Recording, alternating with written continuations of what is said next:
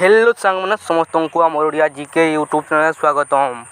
आज प्रश्न झील मानकर दूधरे क्यों तेल मालिश कले गरम एवं बड़ होता है।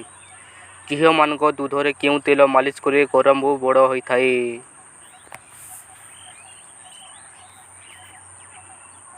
उत्तरटी हूँ शिलाजित तेल।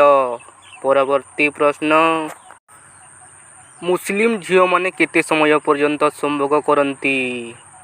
मुस्लिम झील माने केते समय पर्यंत संभोग करती।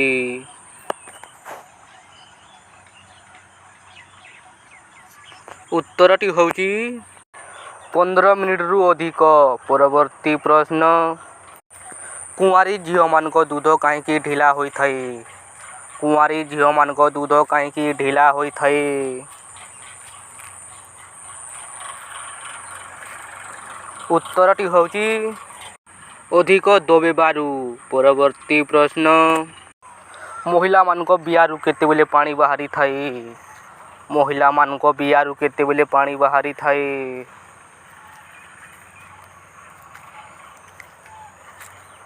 उत्तरटी हूँ जिते बेले पुदी रे बांड पशि थाए।